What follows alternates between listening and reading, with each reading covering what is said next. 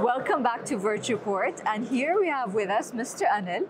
And it's my pleasure to host you another year in a row. I know you were here last year, and you're one of our frequent keynote speakers in the conference. Thank you. And what I love so much about guests who are reoccurring on VirtuPort is that we get to gauge the difference and developments that have taken place in the last 12 months, from your conversation with me that we had last year to today's conversation. First, I must tell you that, this is evolving on a yearly basis, right? So the entire look and feel, it's more open, it's fantastic, more place for people to engage with the same number of people, interestingly. So you guys have done a fantastic job. So and so I think much it's of always newness. a pleasure. I mean, this year we're talking about so many different topics. The general topic is hyper-resilience with cybersecurity. And let's talk about what that really means. I know today's the first day of the conference, but we've spoken about this very topic in so many different dimensions. I agree. What does resilience mean to you when it comes to cybersecurity? So I think first is our ability to, let me take a step back. I'm saying we need to be able to understand why we need cyber resilience, right?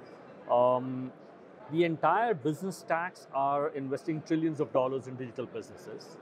And digital businesses, whether we like it or not, are always meant to be running on, right? Lights on. And how should I put this? The digital businesses, the expectation is that if they fall down, the loss that they, or the impact that they have is actually even larger than a cybersecurity attack. And just to give you a kind of an example, maybe say, for example, an Uber is down for 2 hours, right? The loss that is faced by that organization, I believe personally, is even larger than a cyber attack. So I'm saying that's one part of calling it as technology has to be resilient, right? And cybersecurity resilience was always looked at from a pillar of our ability to come back from a cyber attack, or our ability to have enough technologies to ensure that we mitigate all the risk. I'm saying this is suddenly vanishing.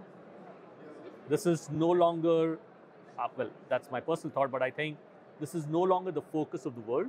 The focus of the world is, will I be able to run applications with full control, with amazing amount of security, and then they never, ever go down. That's the expectation. And that's where you see cloud investments coming in, hyperscale investments coming in. How realistic is that today? I think, you know what, in the next 3 years, we are likely to see resilient technologies more and more, because you just cannot run away from it. I have gone to several countries where regulators have started to put up fines if the banking systems go down for 2 hours, like a credit card system going down for like 4 hours. They go and they say you cannot acquire credit card customers any longer until you solve the problem. The disaster recovery, which was supposed to be a tick in the box, is no longer a tick in the box. It has to come up. So, inside I was talking about the only way to look at this would be probably like an electrocardiogram. So you have your heart beating. Can you even imagine a heart going down? You can't imagine a heart going down. And in the world of AI, ML, and where, tomorrow I think, we will be getting into an immersive technology. And just imagine if you're sitting in an immersive technology and the technology goes down, right? Just imagine you're sitting in a car which is actually taking you from point A to point B, and it's engaging with you and it suddenly stops, right? I don't know. Can it even happen? It cannot happen. So I think the world has to learn a lot when it comes to cyber resilience. I think we're just scratching the surface, scratching the surface. You said the world has to know a lot, and year after year we feel like, and we see that the awareness is spread and it's taken a different level. But what is our responsibility today towards making sure that this level of information is not only on the larger scale of the corporate world, but it's trickling down to the smaller enterprises that might need it more or are less resilient today? Well, of course, events like this help you to actually translate that into awareness for smaller organizations. The larger ones do have the money and the wherewithal to learn from various vendors, innovators, and all of that. But I think the important part that the smaller organizations would need to understand today is they become a very critical part of the entire supply chain or they become a very critical component of the larger component of technology. And if they are not able to fit themselves in as a critical component which cannot go down, I think they would be out of the business very, very quickly.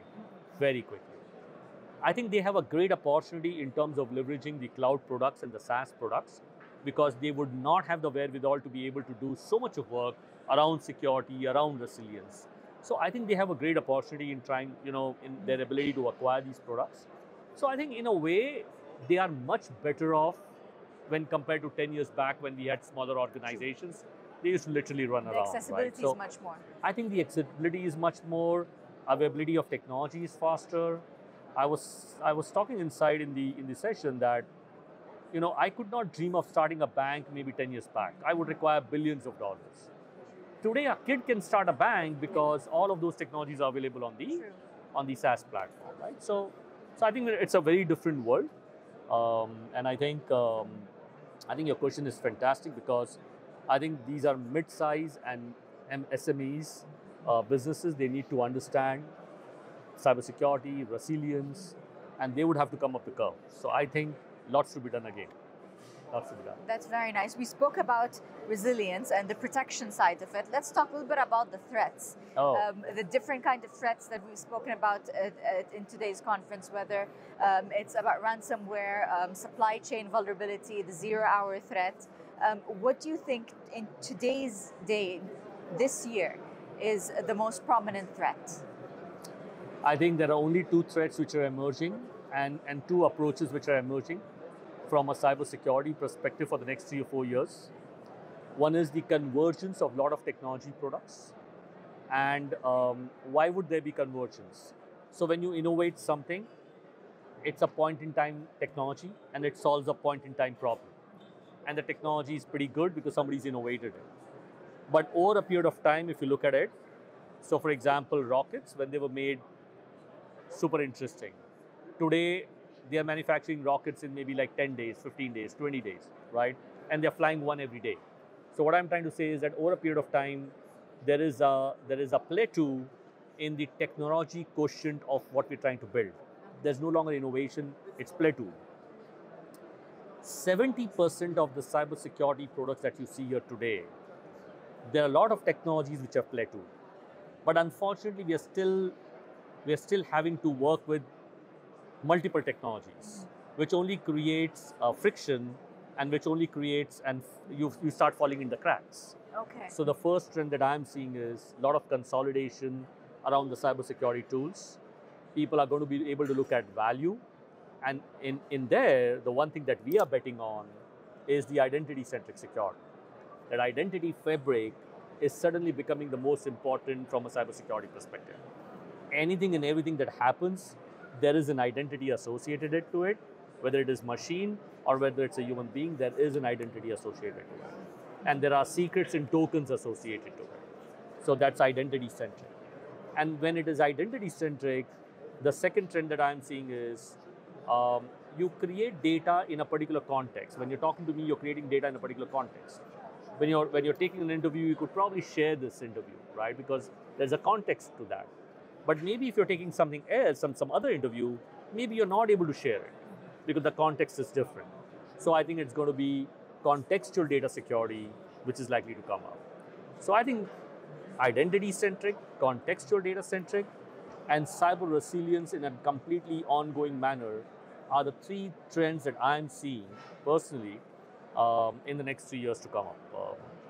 And we are right there investing in there with ARCON. We are making sure that we invest in these trends. So I don't know. Let's see where it goes. Good luck, and that was very well said. So thank you for that explanation. A speaker just a while back spoke about the threat that comes from today's collaborations and partnerships that are taking place internationally. Oh. That's great, but that also comes with its challenges and its responsibilities, because it might open loopholes for an extra level of risk. Absolutely. So that's exactly what I'm saying, that you need to have convergence a little more, which means single code rather than a lot of collaboration. I'm not saying you don't need to have collaborations. Don't get me wrong. I mean, collaborations is the best way to quickly scale up and offer solutions. But over a period of time, somebody has to keep looking at it. You know what? I think it's time for us to maybe roll up our sleeves and get to the nitty-gritty because it's no longer an 80,000 feet game. Yeah. It's actually a nitty-gritty game, unfortunately. That's so well said. What do you expect to happen in the next 12 months? Oh, I think especially from this region, again, I think I did say this last time, that the government here is amazing. I think I haven't seen a transformation of a country like this in the last 5 years. That I travel 25 days in a month, and the transformation that I see here, every time I land, it's something different. Which means people are super focused, and this country is likely to become a digital country very, very soon. So I think if you look at this region and this country, I think governance, cybersecurity, making sure that we do the basics right is likely to be the trend for the next 12 months, because if you don't get the basics right, you only keep patching it up and that becomes a problem. True. So I think with SAMA and all the regulations and the regulators constantly being on the top, I think they're trying to make sure that this country does something which is basics right. I'm super excited. It's all in the right direction. And we're excited to see you again with us next year, hopefully. Thank you. Talking about more developments, whether through your company or on the scale of the field. Love to do that. Thank you. Thank you so Pleasure's much. mine. Thank you for your time. Pleasure.